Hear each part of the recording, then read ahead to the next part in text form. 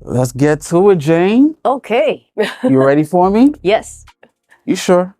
Yeah, my asthma is acting up a little bit because of the weather, though. So if Oh, I cough a bit, excuse me. asthma. Yeah. That's one of the things that can be so inhibiting when it comes to martial arts Yeah. and training. Yeah, but with more training, it got better.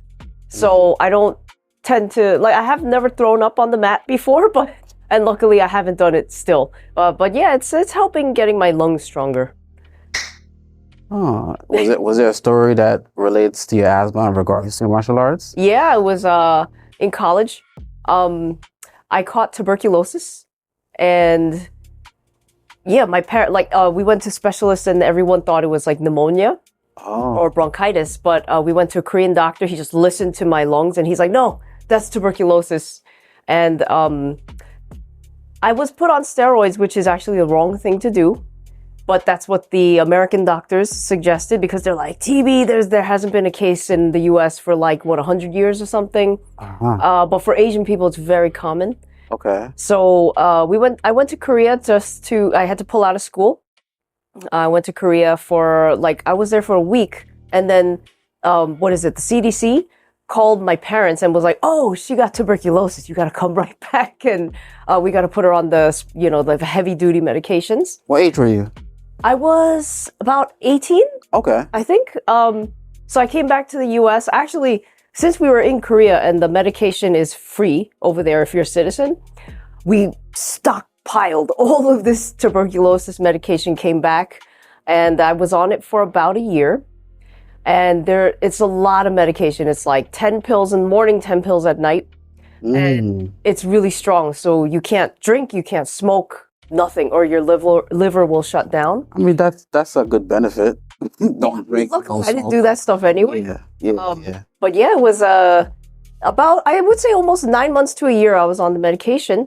But the after effects is that the tuberculosis scarred my lungs. Oh. So starting from that point, I had asthma every time. I have allergies and I catch a really bad cold. I'd never had asthma before then. And now it's just, I don't know, as I'm getting older, It's reoccurring. it's more frequent. Yeah. Wow. I'm So I sorry. have to- Sorry that happened to you. Yeah, I mean, I learned to live with it, and exercise definitely helps to strengthen the lungs. Hmm. If I wasn't as active as I am now, I probably would be way worse, I think. What about swimming? Have you been swimming? Fine. Holding your breath underwater and all that? Well, yeah, I would say I think my lung capacity is smaller, Okay. but yeah. but I was never really a swimmer anyways. Gotcha. Well, I mean, women have smaller lungs, smaller things in general compared to men. Mhm. So I say that, and I use that specifically to segue into an agree or disagree. Are you ready? Mhm. You sure you're ready? Yes. Combat sports are still harder for women than men. Agree or disagree? I agree. I guess it depends on, definitely pulling fans to watch a card is way harder. Most fans want to see two really big dudes duke it out. They're not interested in seeing women's combat sports, even though for me it's really exciting. There's that, and then also it's since I also practice Brazilian Jiu-Jitsu, there's not many women competitors or even people in my class. Mm-hmm. So I was always put against guys, and the strength difference is so big. Even a guy my size is tossing me around, giving me a really hard time, even if he's a lower belt than me. So it's definitely difficult. And I know it's if women don't compete in combat sports, they don't understand the strength difference between men and women, where women feel like they can knock out a guy, and I was like, no, that's no way, that's not happening. Generally speaking. Yeah. Majority. I don't know about percentage, but it's definitely higher than 90, I would say. Oh, yeah. Yeah. But a lot of people, and this specifically people who have never done combat sports, they assume that a woman and a man of similar size has similar strength, and I'm like, that is not the case whatsoever. So You know what I say? Mhm. Fight dirty. Yes. Bite, kick the groin, eye poke. When they go low, you take them to the floor. Right. If they take you to the floor, you go below the floor. You grab the bat, like, Yeah, you gotta do wherever you can fit it in, get it in. Of course, yeah. That's why I say, listen, and that even applies to men who, let's say, are even outnumbered. Like 100%. if one man has 3 men against him, you're outnumbered. Hey, you do what you can. Yeah. You know, and they usually coin that street fighting. Mm-hmm. And street fighting, would you say, should be something that should be implemented along with martial arts training, or you think strictly martial arts training gets you out of the situation? I think, definitely competitive martial arts and street fighting is completely different. Because like Taekwondo and Brazilian Jiu-Jitsu, you can win off points, which means you're not actually hurting the other person.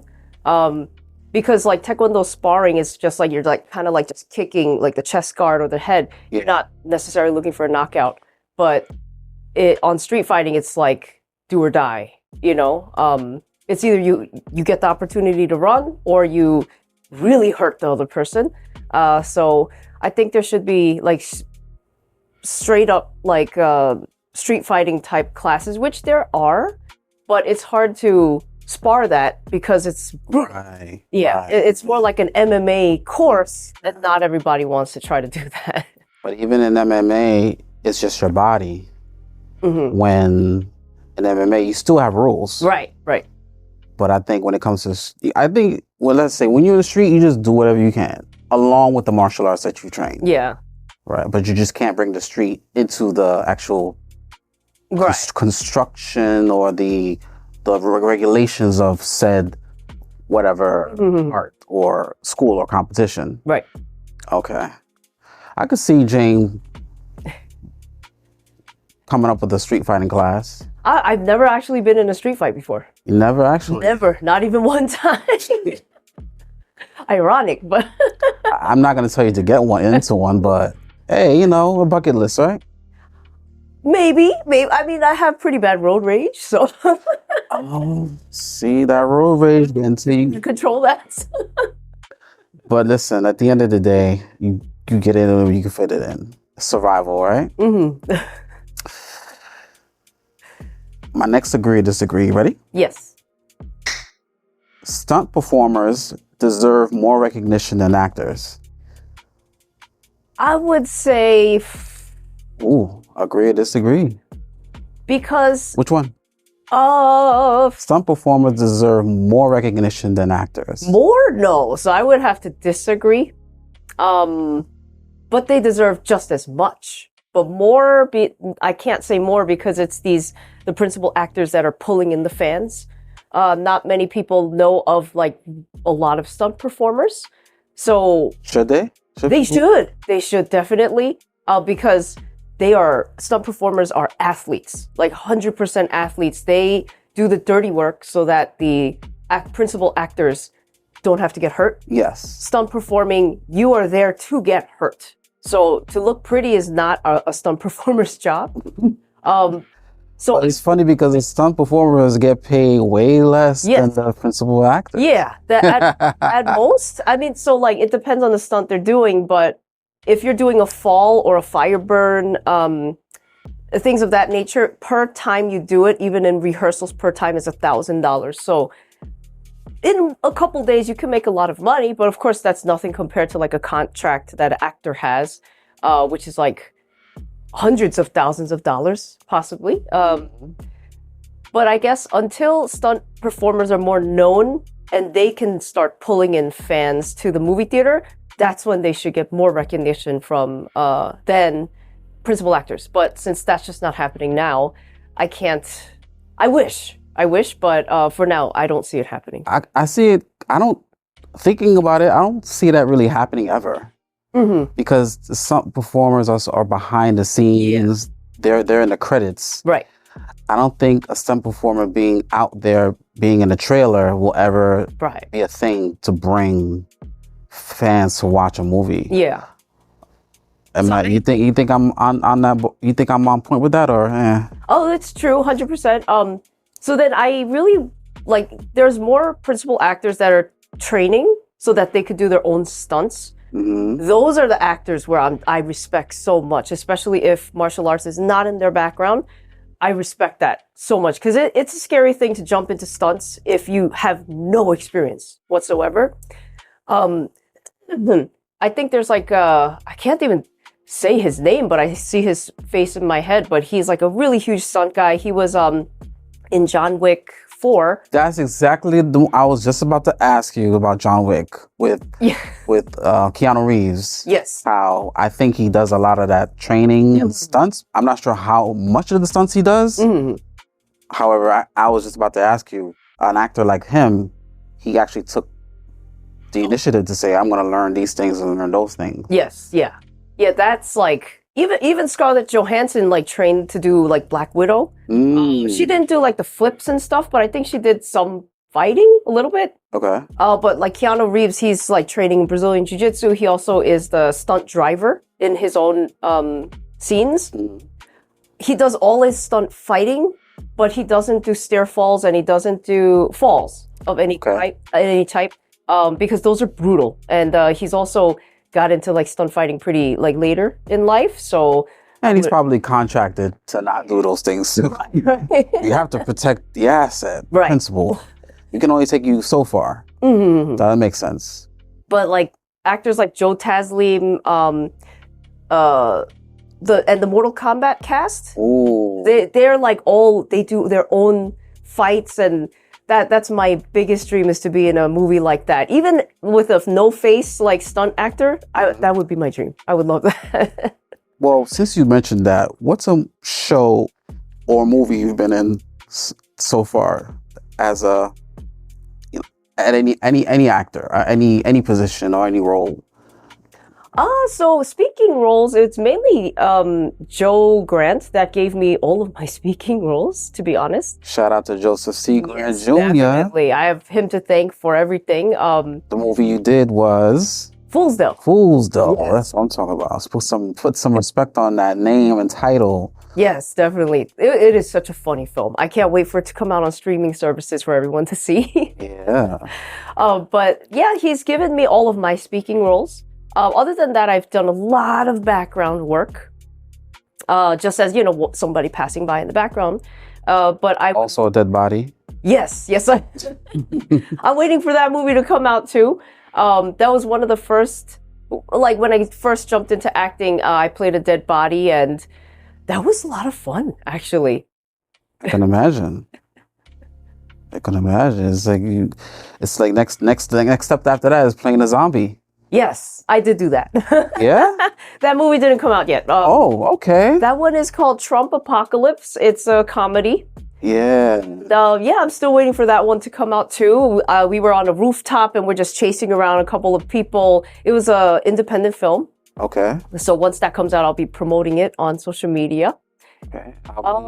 I guess my biggest, I had this one dream, and it kind of happened in a weird way, where I was like, I need to be in one of the John Wick movies. I was like, I have to be in one of them. And I ended up getting cast as background in John Wick 4, but my scene was cut. So it happens. Hopefully you'll be in John Wick 5. Hopefully, even if it's background or as a stunt performer, I would love either one. I think John Wick is going to keep going. Oh, me too. Yes, definitely. And it might, and of course, a spin-off. What they actually did a kind of like a spin-off. Yes, Ballerina. Yes. I still have to see it. I didn't see it yet. You didn't see Ballerina? Okay.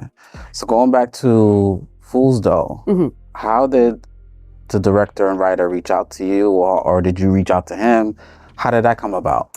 So I actually met Joe through Actors Access. He was looking for a gangster in his movie Honor Among Thieves, and I was supposed to be like the owner of a illegal gambling hall. So it was like the hottest month of the year. It was like August or July, and he's like, I was like, wardrobe, what would you like? And he's like, do you have something? Because it's supposed to be either Yakuza or it's very Asian themed. And I was like, I have a kimono. And he's like, okay, wear that. And this thing is really heavy. I was sweating like crazy. the AC can't be on because it disrupts sound. Yes. I was sweating like crazy, and but it was a really great experience because Joe, like, that's the first time I ever had a speaking role, and it was just one sentence. It was like, do you know whose game you're do you know whose game you're robbing? That's all I say. Mm-hmm. But he was such a stickler. He's like, this is the opening line of the movie. Your impact it kind of sets the tone for the whole movie. And this was a drama. And he's like, if you don't get this right, the whole movie will flop. So I was like, oh my goodness, that's a lot of It will pressure. be Joseph C. Grant Jr. to put that much pressure on you. For my first ever speaking role, and he's like, I want to see the fire in your eyes. And I thought I was bringing it, but he had me do it like probably 10 takes, I think. Eventually, in the end, he got what he wanted. I really felt like he dug it out of me, and I needed that. I really, really like it when directors tell you exactly what they want, and if they're mean to you about it, I work even harder. So I really appreciated that. I didn't feel like butthurt, about, like getting my feelings hurt or anything. I was just like, no, this is a great learning experience. And I guess from there, he really liked my look and he liked my performance. So he called me back to do To Live and Die in Bed-Stuy. I'm one of the assassins at the end, like the last episode. Mm-hmm. And that was when I first jumped into stunts. I only had about a month training. I was like a baby stunt person. I just joined Taekwondo. I was like an orange belt at the time. Gotta start somewhere. Right, but then I had such limited experience that, Joe wanted a Kung Fu scene. I have never done Kung Fu. I was like, I could give you Muay Thai, I could give you Jiu-Jitsu, I could give you other things. I was like, but you want Kung Fu? And he's like, he wants Kung Fu. I feel like my performance was bad. I didn't enjoy my performance because I had no knowledge at the time. But, the way he edits it, he makes it look great. Like, so I can't complain, but I felt like I owed it to him. I owed him a better stunt scene. Okay. So he called me back for Full Stow, and he's like, this is gonna, like, he likes to typecast me as the gangsters, and I thoroughly enjoy it. That's my favorite. I think I'm just gonna stay here. I mean, you're tougher than you look. I pretend to be tough. Okay. But yes, definitely Full Stow. It was another, this time it was triad, like leader, gang leader. And I had so much fun. I really loved it. Even my castmates, my sister in the film, June, she she pushed me to go out of my safe zone where we were going to do this just like a New York accent, because we're based in New York. But she's like, let's do this with, like a Cantonese accent. And I was like, but neither of us are we're not Chinese. So, but I was like, all right, it's okay. Yeah, it's like we're gonna try our best. Okay. And we both studied up on Cantonese accents, and it was a great experience. I didn't think I was able to do that, but I really enjoyed it a lot. So that's how I got, because I've been in already 2 of his productions before. Mm-hmm. So I think, hopefully, fingers crossed, he calls me again in the future, because I'll always come back and work with him. So let's do a little bit of a scene right here. You ready? Uh-oh. Okay. So I'm Jane, but I'm not going to be Jane. Okay. You're going to do your best Joe. You're going to do your best Joseph C. Grant Jr. role. And I'm Jane on the phone. And ring, ring. Hello? And then hi, Joe, how are you? And then boom, you go and you tell me how Joe spoke with you about, hey, I want you to be in this project. Can you give me your best Joe, I guess, okay, role? The way that phone call went was? How does Joe, give me Joe. I want to feel like Joe's in the room right now. Okay. Better yet, no, on the set. Let's do that. When he's on the set, I heard he's a different animal on the set. Do Joe on the set right now. Okay. Think about it. What I heard him say a couple times was, let me be the director. Let me be the director. What else does he say? Wait, let's do it again. In 3, 2, 1, action. Let me be the director. I'm here to direct. You just be the character. That'll sound like a little bit of situation you had with an actor. You don't have to say who, but no, it wasn't a big deal or anything. Okay. It was more of a time crunch issue. Gotcha. Yeah, it was. So then, I guess us as the actors wanting to, in our mindset, we thought we were helping out, but Joe likes it a specific way, and which is correct. It's his production. He's the director. Yeah, the way he sees it, it's organized, absolutely organized in his mind, where we were thinking like, oh, we'll move here, like, moving around our, our spots. Okay. Oh, maybe we should go here. And then he was just like, let me be the director. So you're laughing. You got to be a straight face. Do it how Joe did it. Go ahead. He's sweet. Even one more time with the impression of Joe. Okay. And action. Let me be the director. I'm here to direct. You be the character. He's so sweet. I can't. like a teddy bear, huh? Yeah. He's like that father figure, He's very protective, and he's a good guy. He's a really great guy. When he called me actually to do Fool's Dough, because I hadn't talked to him for about 2 years, I think. And he called me, and I thought that he, busy person. He probably doesn't remember me or anything. But he called me, and he's like, "Are you still acting?" And at that time, I didn't. This was about 2023, and I was like, "No, I'm not acting anymore." And then he's like, "Why?" He's like, "Why are you not acting?" And at the time, I had just gotten assaulted, so I was not comfortable in front of the camera. I didn't want to be seen by anybody. I was in a really bad time of my life. And assaulted by a stranger or family? It was someone in the stunt community. Okay. And that's why I So it was on purpose, assault. Yes. Not like I accidentally did this. No, it was on purpose. Right. Okay. And I was absolutely devastated. You were traumatized. I was You were like, I can't do this. Right. I was in such a bad part of my life that I lost my agent because I wouldn't go out on auditions, and she was sending me so many. So I lost my agent, and I was like, I couldn't go back to stunts because now I'm scared that I am blacklisted because he has his story, but I mean, I have a police report. And the police had him on house arrest for a couple weeks. So, but in the end, the DA dropped the case because there was no witnesses, and it's his word against mine.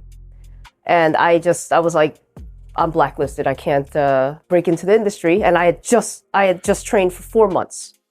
And Joe calls me coincidentally, and I tell him I can't get my heart into it. I can't get my mind into it. And he's like, you shouldn't give up. He's like, don't give up. And he's like, you have something. And I was like, but I felt like it was taken away from me. And he's like, no, don't give up. He's like, let me send you the script. You could either do the role of, what is it? It was Sydney's wife, or it was the Diamond, which is the leader of the triad. And then I was like, I gravitate to Diamond, her being a badass. And he's like, all right, then, and he was the one who got me back into acting because I was going to leave it. I mean, I had also suffered from the stress of the assault. I got a herniated disc, and even all my martial arts stopped for about a year. And because I know now Joe is depending on me, and he's like, I want a fight scene. I was like, okay, I got to get my ass back in the gym. I got to bring my body back. I got to get my mind straight. And I really have him to thank for that because if I didn't have that opportunity and that project to focus on, it would have taken a lot longer to get out of there. My sorries for that happened to you. And it's one of those things that I can see. It's like a block. It's not like a block. It's a block. Mm-hmm. You know, they say mental block for writers. Yeah. This was a mental and a physical block for you because martial arts involves a lot of physical training. Yeah. However, it does involve mental training as well. Mm-hmm. And fortunately for you, I'm happy that it happened to you where someone came in and said, listen, I need you here. Yeah. Get back into it. And you got yourself into it. Mm-hmm. And I'm pretty sure even to this day, you're still dealing with those affects. Yeah, definitely. Only recently I had my second class at a different stunt school. And I'm just so happy I'm back in there because it's so much fun. You put your body through this torture, like you're throwing yourself around, but you meet really wonderful people. And I love the stunt school I just joined. But the first day I went back, I was so anxious because everyone in stunts knows each other. And I was afraid that I have no idea if my new stunt school is affiliated with the old one. And the person who did it to me was the teacher at my previous stunt school. So were they affiliated? No, okay. Not at all. But they know who he is. Okay. And I was just scared that, I don't know, if they know each other, he's going to sub in for a teacher who's absent. That happens. Yeah. Like that morning I went out to my first class, I cried at home because I was like so anxious. I was like, if I run into him, what am I going to do? I would think you would cry in the car. Right on your way leaving. I might just kick his ass. Because fight dirty. It was because I realized after I got assaulted, I called my my Brazilian jiu-jitsu teacher. I'm a brown belt in Brazilian jiu-jitsu, trained 10 years. And I told my Brazilian jiu-jitsu teacher, I have to give my belt back because I couldn't defend myself. And I was like, I don't deserve it. All those years I trained so hard. And I couldn't use it because I froze. And the reason why I froze was because I was scared that he was a really athletic guy. And he said he had 7 years of jiu-jitsu experience. I have 10, but he's bigger than me. Right. If he wanted to, he could kill me. So I froze. And when it was happening, I was like, I could break his wrist. I could break his wrist. I could do something, but I didn't do it because I was so scared he was going to hurt me. So when I texted my Brazilian Jiu-Jitsu teacher, I said, I don't deserve it because I wasn't brave enough to use my training. And I was like, your brown belt should not, I felt like I wasn't worthy of being a brown belt. And my Brazilian Jiu-Jitsu teacher, he's like, no, you deserve that belt. He's like, you put so many years into this. And he's like, it happens. No one knows what's going to happen until it happens. And he said, the guy who did that to me took advantage of the fact that he wasn't a stranger. He took advantage of the fact that I trusted this person. And I still haven't been back to Brazilian Jiu-Jitsu because I'm scared. Small circles. It's more of like, I know that... And that's what associates with him. It's, because like the stunt school, like my jiu-jitsu community and my stunt community, they don't know each other. But it's just the fact that if I go into a jiu-jitsu class and then my goal would be to go against someone the same size as the guy who assaulted me because I want to kill him. I want to win. I have to know that I was able to defend myself. But that's not exactly the healthiest reason to go into, like I don't want to go in and hurt somebody in my jiu-jitsu class because of something personal within. But I realized now the stunt teacher lied about having all this experience in jiu-jitsu. It was a lie because so I could have hurt him If I wanted, I could have hurt him because he has no jiu-jitsu experience. Because in class one time, he was teaching a hip toss. That's like one of the most basic moves in jiu-jitsu. And he taught it wrong. And I just remembered that later on. And I was like, this guy has no idea what he's doing. It's like he watched a YouTube video and was like, okay, it's kind of like this movement. And I was like, no, you didn't teach the little details of a hip toss to do it safely. So the girl who was getting hip toss got hurt.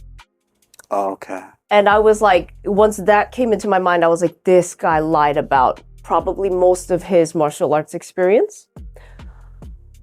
So I think if I do run into him now, it's do or die. It's like if I see him again, it's on. Like, because now I'm not scared anymore.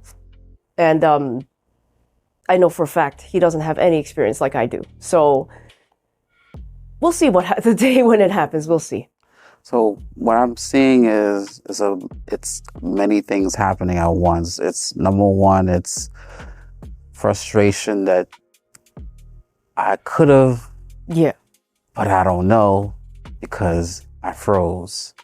Next thing is anger, the fact that it happened to you.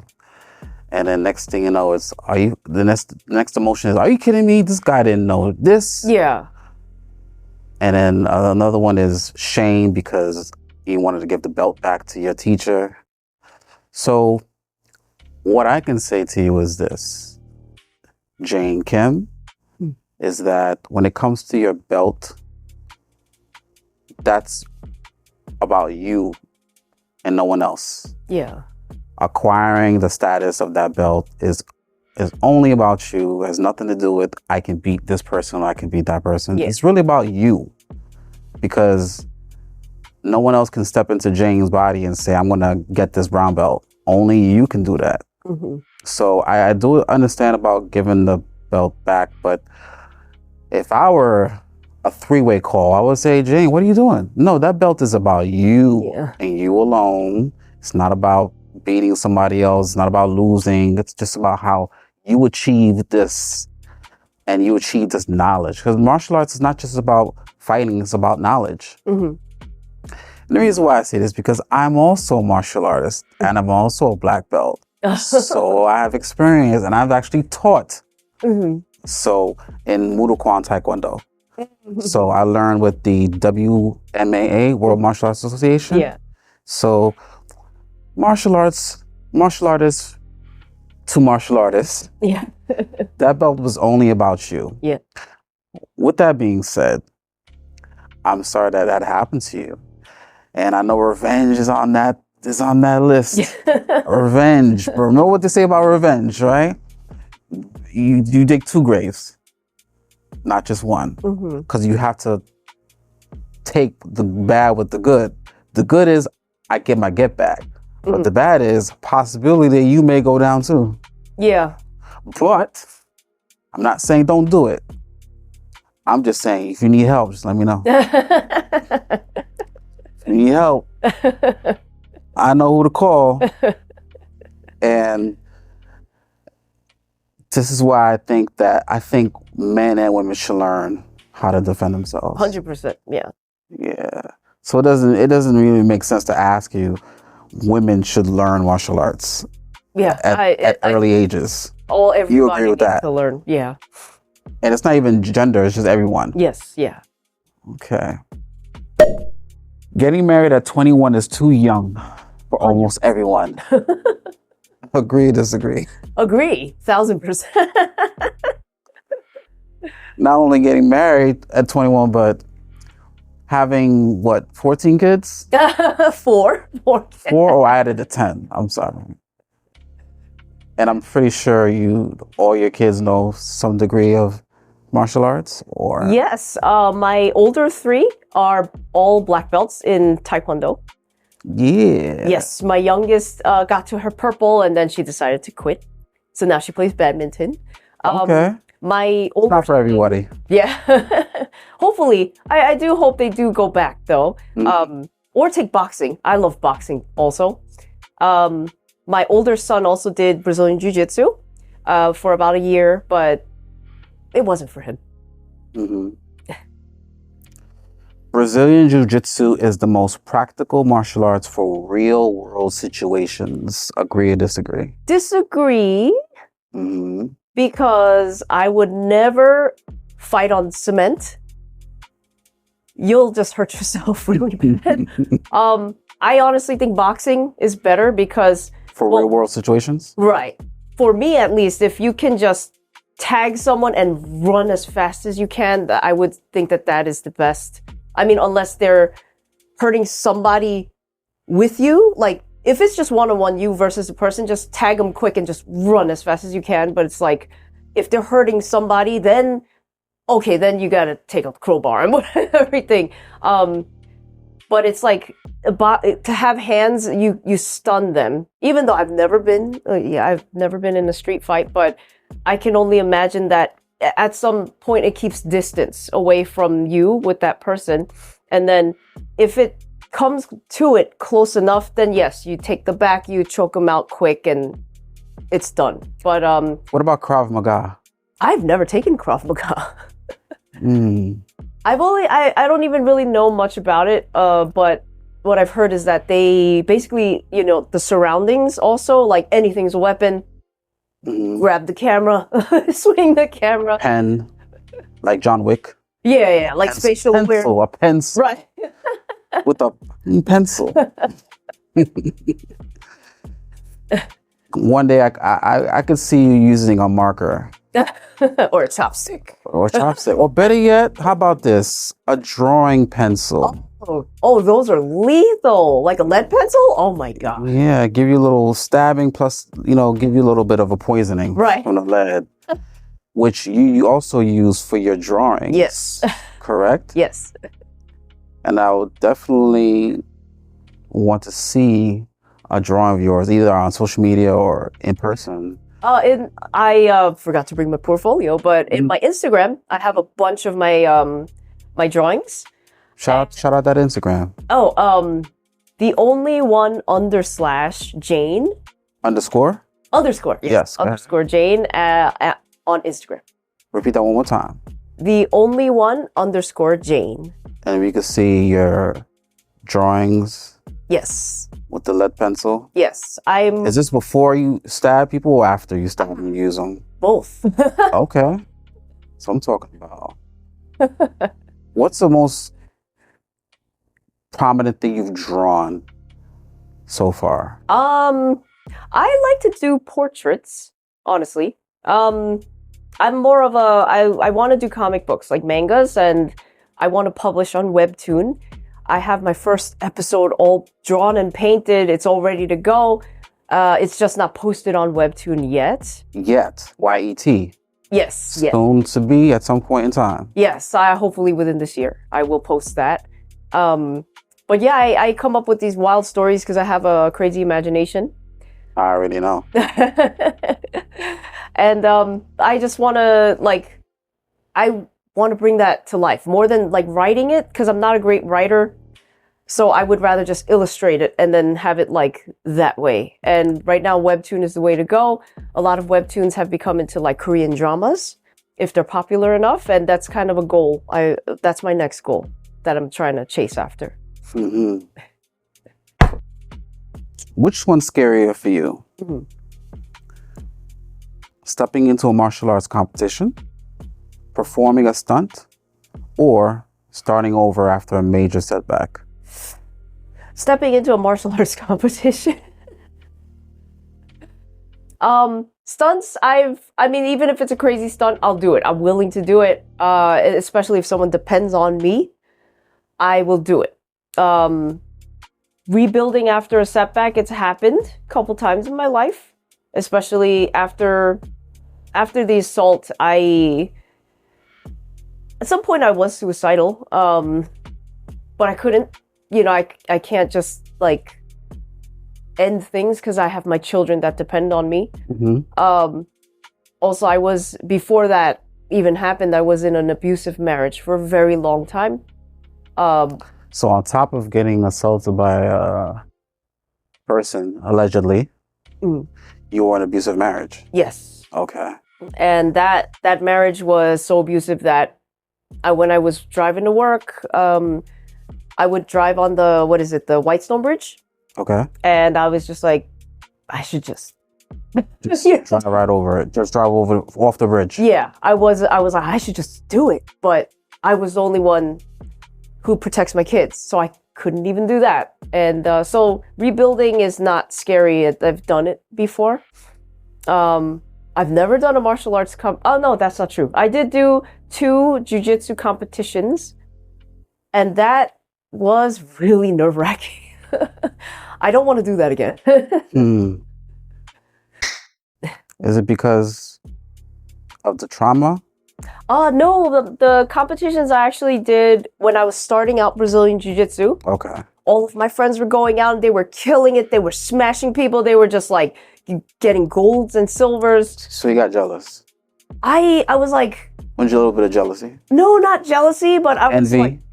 No, it was more like, since they were doing it, I was like, how come I'm not brave enough to do it? Okay. So I did it. Motivation. Yes. I'm not the competitive type though. And I think that's what you need, of course, as a competitor. You need that edge. You need that edge like my friend in jiu-jitsu, when she went out, and she's the sweetest person ever. Right before she stepped on the mat, she's like, let's kill these bitches. I was like, that's what I need. That is what I need, but I don't have that. So then I would just go kind of like, all right, let's go and compete. And of course I lost. Also, these were women that were cutting weight to drop down a division. So they were by nature bigger than me. I just stayed at my natural weight and just entered. And I don't have that killer mentality to compete. So that's lacking for me 100%. So even though I still got silver, it was because I was the only other competitor in the group. Got it. Is that, do you find that that's being in a competitive sport or training goes against your own femininity? Well, the thing is, I never thought of myself as being feminine. So, like, I always thought I was kind of like boyish. Like, even as a little kid, I was like a tomboy. So being feminine is kind of not really on my radar. Okay. But I do wish I was more competitive. I do want that edge, to push myself that way. Because I know I do martial arts for definitely, to be healthy, to be in shape, for stunts. But I don't have the pressure of, I gotta beat somebody. I never have that pressure, but I should. I think I need it.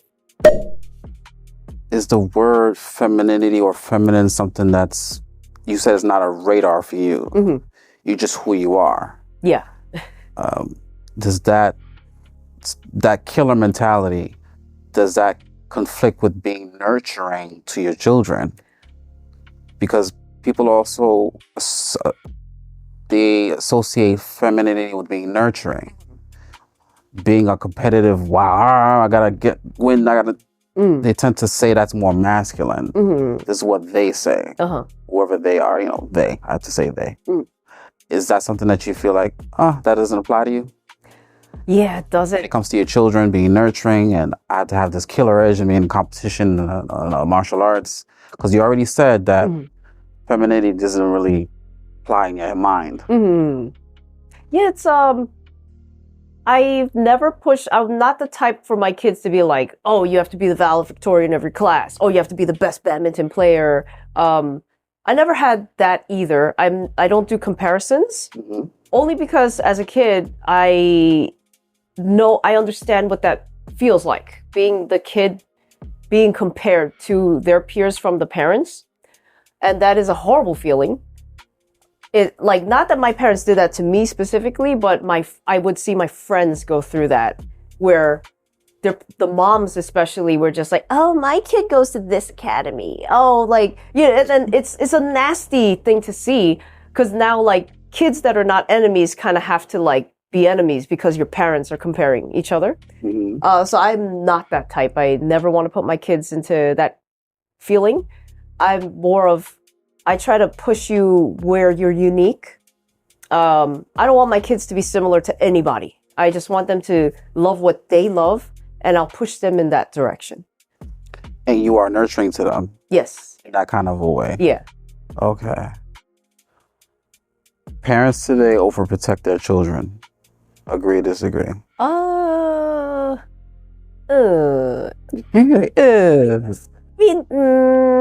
Parents today overprotect their children. Agree. Mm-hmm. Because it sometimes it's good and sometimes it's bad, but I do agree because there are a lot of kids that just they're menaces and the parents are just like, they're being kids, and I was like, I'm gonna punch your kid in the face. or boys will be boys. Yeah, or it's not a big deal, but it's like, no, your kid just said a racist thing to me in my face, but that's okay, and the parents act like it's not a big deal, but they think that the kid's going to grow out of it eventually. And it's like, no, you got to teach them that's wrong. Or else your kid's going to be a big asshole when he grows up. That happens a lot. Me, when I was growing up, there was a lot of racism. I grew up in Queens.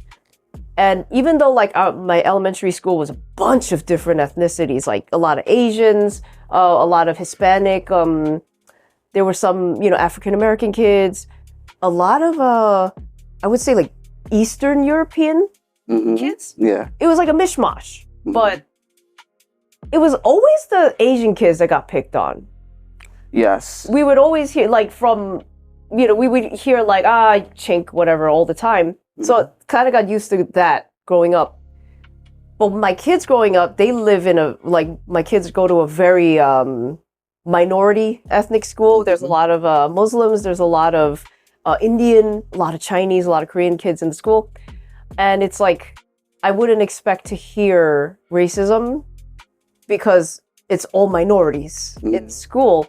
But one day, this one minority comes up to my kids and is like, why do your eyes look like that? And I just explode. My son comes up to me, he's like, oh, what does that mean, mommy? Because they didn't understand what racism was. And I was like, what did the kids say? And they're like, what? Oh, she said, why do your eyes look like that and doing this? And I exploded. Did you explode on a child? They were riding their bikes, and then I was like, where are your parents at? I was like, bring your parents right now. And then the little kid, probably fourth grade or whatever, starts freaking out. It's like, he forced me to say, my brother forced me to say, whatever. And I was like, I don't give a shit who forced you to say, where's your parents? And I was like, bring your parents. And she was with her uncle and aunt or something. So her uncle and aunt, who are immigrants, I meet them and I was like, do you know what your kid just said to mine? And then I was like, what the hell are you teaching them, saying racist stuff like that? I was like, you're a minority too. I was like, you should know better. And, the family was Egyptian, I think. Mm-hmm. And the uncle seemed like he was appalled by his niece's behavior. And he was like, no, we don't teach them that. We know we are immigrants too. And, we didn't come here to this country to be discriminatory against somebody else. And I was like, yeah, well, you better tell her parents that. And that was disappointing. Yeah. But it could be worse, It's just like, I just thought this day and age, stuff like that would be less, but it seemed like it's just heightened more. Yeah. So, especially with the situation that happened with the child that got shot. Yeah. By the Asian, I'm not specifically which country, nationality. Was he either Chinese or Vietnamese? I'm not sure. Yeah. And then all of a sudden now, they doing, I guess, African Americans or Black people are doing boycotts of Asian businesses. Yeah. And to a degree, they've done it, a significant amount based on social media, but I don't know how prominent it's been going on here in New York. But I noticed that certain Asian were saying, oh, I dare you to try this, I dare you to try that. And then next thing you know, okay, hold my beer. I'm going to show you better than I could tell you. And then again, one person or two people say something, they represent the whole group. Unfortunately, that tends to be the case. Yeah. It's that case was really sad. It's because my family does beauty supply. So we do retail, and theft is not something that happens occasionally. Theft happens all day, every day in the stores. So thinking of it like Rick Chow's business owner, right? Retail. We deal with theft all the time. If it's not worth it, it's not worth to chase somebody out of your store, to be honest. It was it's a bottle of water, right? Well, allegedly he didn't take anything. Right. So, like, it's like... They ran after him way down. Yeah, which shouldn't have happened. It's... Because, like, there's people that steal lip gloss from us 99 cents all the time. Mm-hmm. We don't chase them and be like, give it... Like, we have... It's not worth it. We have better things to do. It's $1, you know? It happens a lot. So it should honestly, they shouldn't have even chased him out. And as much as they're like, oh, he was at his wit's end with theft, I was like, try living in New York. You know, it's... Mm-hmm. I don't know the statistics, but I'm just thinking we live in a way bigger city. Theft happens a lot more often, just off the volume of people. Yeah. And it's, you know, it's like, it's just a bottle of, why did you chase him? You know, I wish it had stopped right there. Like, then there would, like, sometimes you just gotta take the losses if it's really small. You know, it's like that, so, I get it. Yeah. It's a very tragic situation all around. Yeah. But specifically to, some things are just not worth to be killed over. Mm. You know, it seems senseless. Mm-hmm. But honestly, though, I don't feel the boycott happening in New York, to be honest. Business is fine. We have our stores in the Bronx and Brooklyn. And I don't know, New York doesn't seem like it was affected by the so-called boycott. Is it? Well, let me ask you, anything specific that you want to talk about? Before I continue. I think everything. I think I talked about everything I had on my mind. You asked great questions. Well, thank you very much. Jane Kim. Yes. How you doing? Very good. Welcome to Sessions TV. Johnson Burrows, the host, doing the most behind the camera. I have Jane Kim in front of the camera. Give a little wave. Hello. Give a little head nod. Give a little spin the head around, like the Exorcist. Like not flexible. Agree, disagree. A grown man in the passenger seat while the woman drives is a red flag. Yes. Are you psychic? It's like you knew what I went through for the past life. Sometimes I'm psychic. Talk about that. Okay, so my personal experience, I'm not the type to like driving much, but I'll do it because I have to. And I don't want to out this person. He's probably going to know who I'm talking about. But okay, so there was this one instance where I went on a trip to Maine, and it's an 8-hour drive. Took my car because my car was newer. His car was older, and we didn't want it to break down or have problems. So we took my car, and I drove the whole 8 hours there. He promised he would drive back home 8 hours. And I was like, okay, cool. The trip was great, though. Trip was great. He would drive while we were up there in Maine. But, you know, it's like literally like 15 minutes, 20-minute drive, whatever. On the way back home, within 30 minutes of us getting in the car, he starts getting a panic attack, and he's like, hands are shaking, clammy, he's sweating. And I was like, what's wrong? And he's like, I don't know, I have such anxiety, which is weird because he drives all day. And I'm like, I can't risk our safety. I was like, just freaking drive. So I drove the whole 8 hours back home, and he apologized, you know, many times for, you know, clamming up like that. But I was like, this is not acceptable. What's wrong with you? I was like, you know, yeah, I was like, number one, keep your promise. And number two, it's like, why all of a sudden are you having a panic attack, but you drive all over everywhere at home for his work? And now when it's like go time, I don't know. I still don't understand what happened. I still don't get it. No further explanation. Yeah.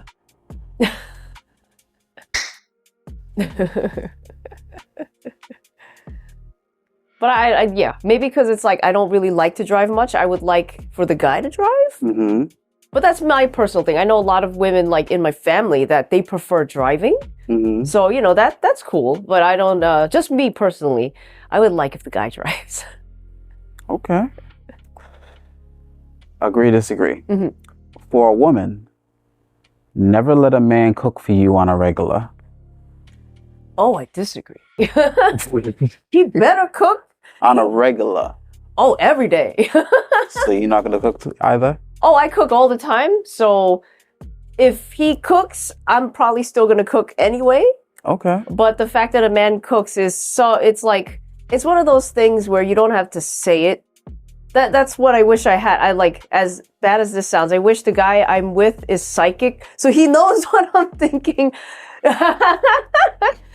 Knows what stresses me out.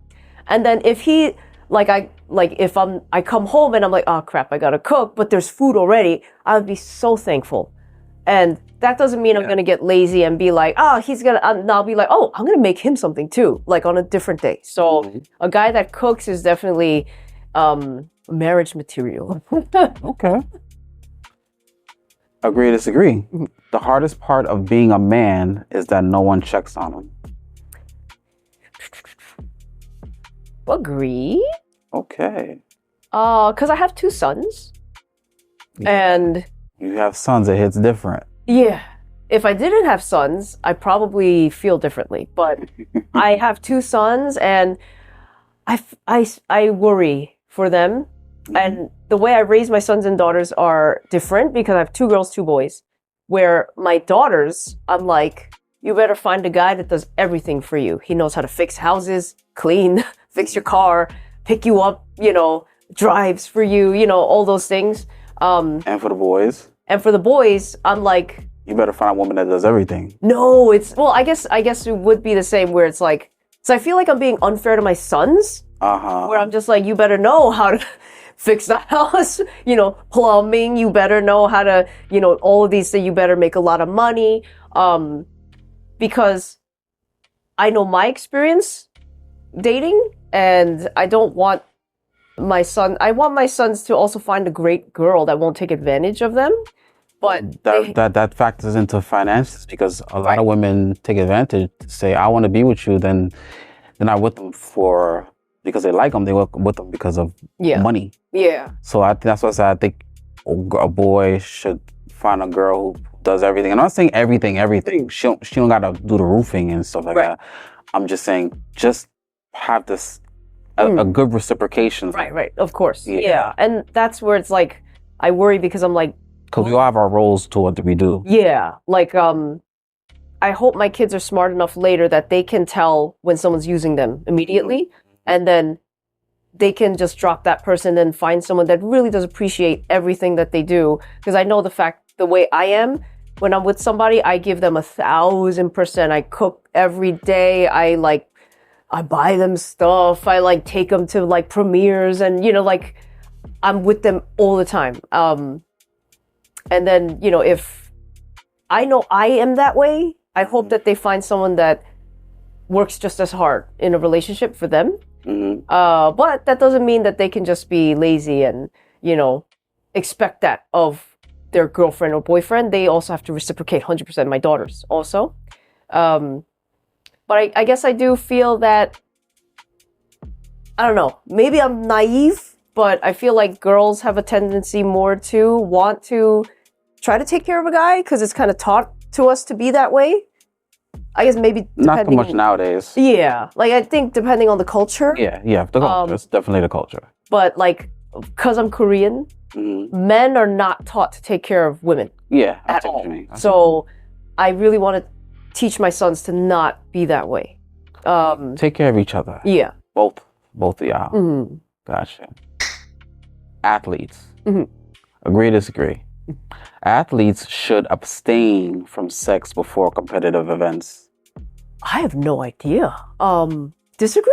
I don't know what it does to you chemically in your body. All I heard from Ronda Rousey, because you said it somewhere, she said before she went to the Olympics, she had as much sex as possible because it boosted her testosterone. Ah. So I was like, okay, maybe women should do, but then that even means maybe for men it's even more. So I think it should happen. Yeah, when I was growing up in sports, they said don't, because it expends your energy. Yeah, I don't know. Like all I heard was Ronda Rousey say that, and then she actually said to do yeah it before competition. Yeah. Okay. So that was kind of leading into spicy but classy. Mm-hmm. Okay. I have a spicy but classy. Okay. You ready? Yes. Well, actually, I don't know if you're ready. Spicy but classy. Mm-hmm. This is called intentional tension. Okay.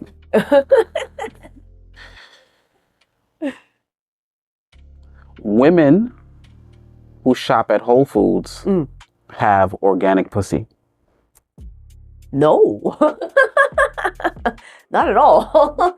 It's not just about the food, but it's also like, do they drink a lot of alcohol? Do they smoke cigarettes? Do they do drugs? Do they take medication? A lot of things, I would say. So just because you shop at Whole Foods doesn't mean you're healthy. Right, yeah. That's absolutely nothing, I think. I mean, I eat organic. Sometimes it's expensive, so I choose which organic vegetables I get, but I can't say that I'm like peak physical shape. So yeah, I would, yeah, that. And then also it's like that area has nothing to do, like you eating has nothing to do with the STDs, in my opinion. So yeah, I don't think that's related whatsoever.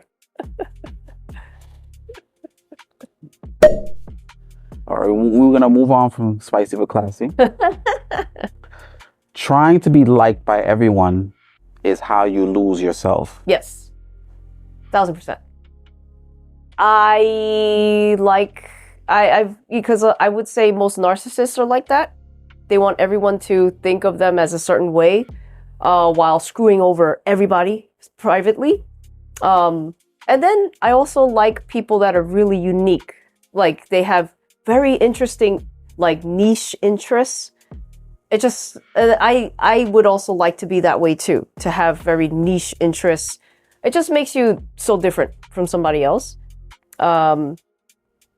Personal experience was I was with a guy for a couple years, and he's a people pleaser, and it just ruined everything. Not pleasing you, the most important one. He tried, but it was like the relationship between his mother and his daughter was what ruined everything. He was too afraid to offend them, so I had to leave. I was like, what is the point of me being here if you... I mean, I understand that's his daughter and his mother, but then he should find someone that they want to meet. So I had to go. Sounds like you were the villain. Which comes to my next agree disagree. It's best to be the villain in any story. I tend to like that. That's why I like playing the gangster in movies. I don't, in real life, I'm not that way, but... You sure? They say a little bit of something, a little bit of reality is in there. I guess to that person... I'm sorry, a little bit of that acting role is in your reality. Yeah? I think because I'm the opposite of it, that's why I like playing it so much, because I don't do that in real life, but I get to do that wholeheartedly on screen. Run wild.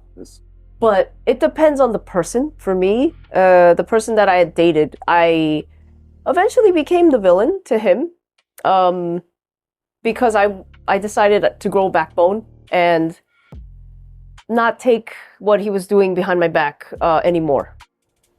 And the situation with his daughter, I only met her once, and he never pushed for me to see her again, so couldn't make a relationship with his daughter. despite the fact that he met my kids and we would go to Mexico together. We would go to Comic-Con together. He went to my kids' graduations, and I was never invited to his daughter's like school plays. So that was basically the problem. Yeah. And then his mother, I've never been inside his house because he lives with his mother, and we were together for 2.5 years.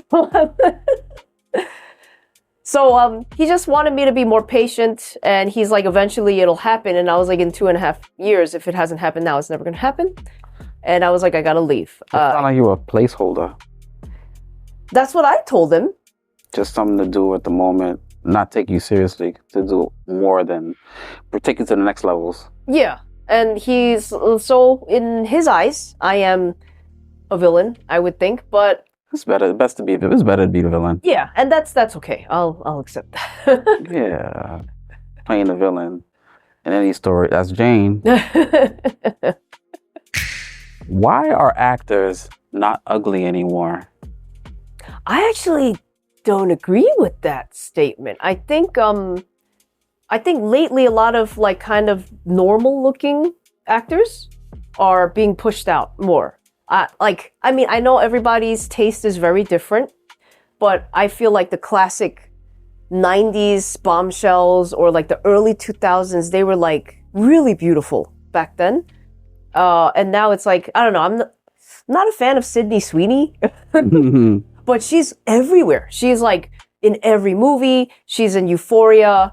I think there are better looking actresses than her, but she's the one. She's the it girl. So I feel like because of social media, they want to have more normal people out there because it's like normal looking people on social media are thriving. It doesn't necessarily depend on your looks anymore. It's like your talent and your charisma. So I think they're going more of that direction. We're gonna close it out by me asking you this. You ready? Yes. Now, Jane. Yes. Jane. Yes. You've been knocked down by life, by injury, by responsibility, by expectations. What's one lesson you've learned that people usually only discover the hard way? Oh. Only through the hard way.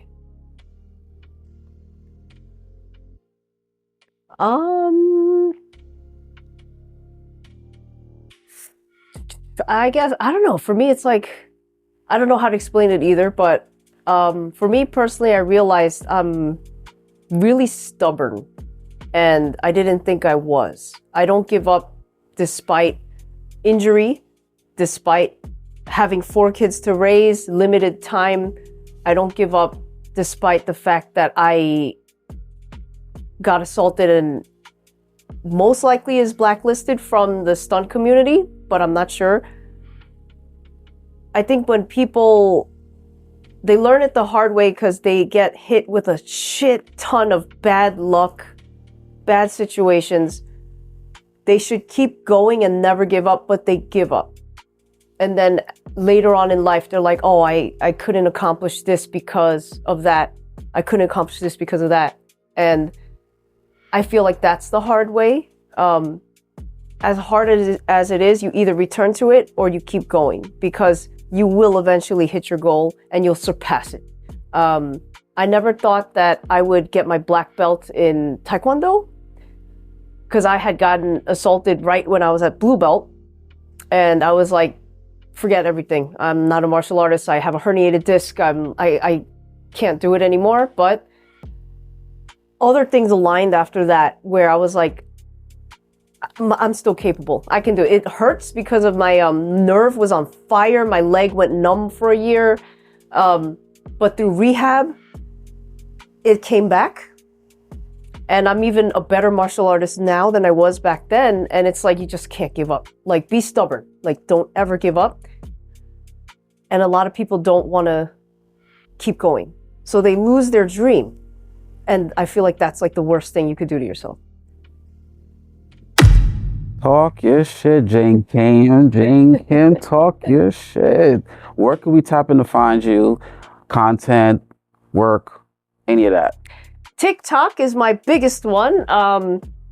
Jane Kim the One on TikTok. Spell it out.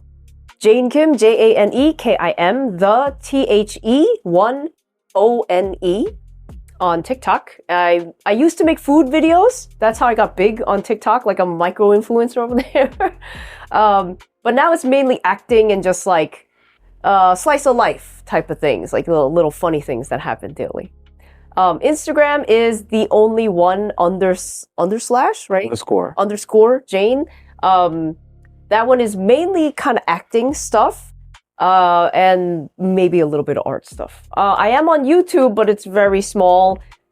It might just be under Jane Kim the One, possibly. I don't really go on it that much, but I'm on YouTube also.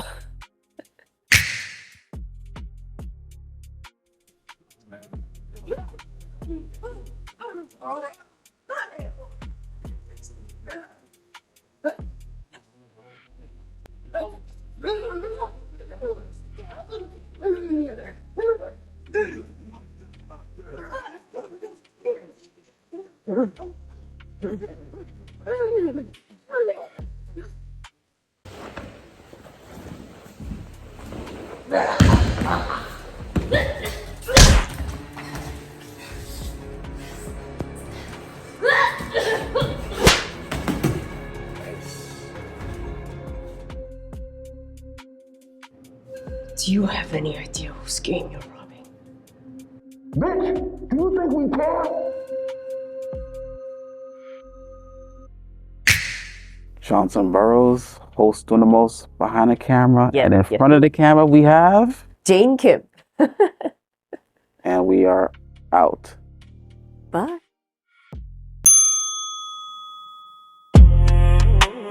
Personne nous gen cheme, nan ADN nou gen soleil. Nou soti kote moun, te machete avan histoire te gen plié. L'Afrique pa pwen sou kat, lise ko ka respire.